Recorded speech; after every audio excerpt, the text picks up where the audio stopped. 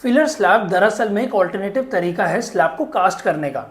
इसके अंदर जब स्लैब को कास्ट किया जाता है तो उसमें जो bottom part of the slab है उसमें कंक्रीट की जगह पे फिलर मटेरियल्स का इस्तेमाल होता है। फिलर मटेरियल्स जैसे कि क्ले पॉट्स हो गई या मैंगलोर टाइल्स हो गई, इस तरीके के मटेरियल को शटरिंग के टाइम पे ही प्लेस कर दिया जाता है और इसके ऊपर से कंक्रीट को डाला जाता है, बेसिकली कास्ट किया जाता है। ये बहुत ही कॉस्ट इफेक्टिव तरीका है कंस्ट्रक्शन करने का। ऐसा करने से काफ़ी क्वांटिटी में कंक्रीट को बचाया जा सकता है at the time of construction. Filler slab की जो टेक्निक है ये इस प्रिंसिपल पे वर्क करती है कि जब भी स्लैब को कास्ट किया जाता है तो उसमें जो bottom part of the slab है उसमें जो कंक्रीट है वो कोई भी वाइटल रोल प्ले नहीं करती उस पूरे स्ट्रक्चर को स्ट्रेंथ प्रोवाइड करने में, और इसीलिए उसको रिप्लेस किया जा सकता है। और ऐसा किया जाता है फिलर स्लैब की टेक्निक को यूज़ करते हुए।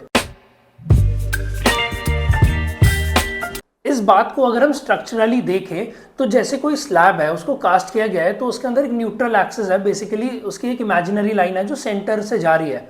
तो हम ये जानते हैं कि कंक्रीट जो होता है वो कंप्रेसिव स्ट्रेंथ डालता है स्ट्रक्चर पे, और वहीं पे जो सरिये होते हैं वो टेंसाइल स्ट्रेंथ डालते हैं। और इसीलिए जो न्यूट्रल एक्सिस के नीचे का कंक्रीट है वो किसी भी तरीके का वाइटल रोल प्ले नहीं कर रहा है यहाँ पे स्ट्रक्चरल को, बेसिकली स्ट्रक्चर को स्ट्रेंथ प्रोवाइड करने में, और इसी रीजन से उसको रिप्लेस किया जा सकता है। अब यहाँ पे कोई कन्वेंशनल तरीका नहीं है नीचे वाले पार्ट के कंक्रीट को रिप्लेस करने का, और वहीं पे फिलर स्लैब की जो टेक्निक है दैट वॉक्स इन, और ऐसा करना पॉसिबल हो जाता है। जो क्ले पॉट्स या मैंगलोर टाइल्स का इस्तेमाल होता है उनको दरअसल पानी के अंदर एब्जॉर्ब करके रखा जाता है यूज़ करने से पहले, बिकॉज वो जो मटेरियल है वो वाटर एब्जॉर्बेंट मटेरियल है, और अगर उनको कास्ट कर दिया जाए बिना पानी में एब्जॉर्ब करे तो वो कहीं ना कहीं कंक्रीट में से पानी खींचेंगे, और जो कंक्रीट है वो ओवरऑल प्रॉपर 100% जो स्ट्रेंथ है वो प्रोवाइड नहीं करेगा।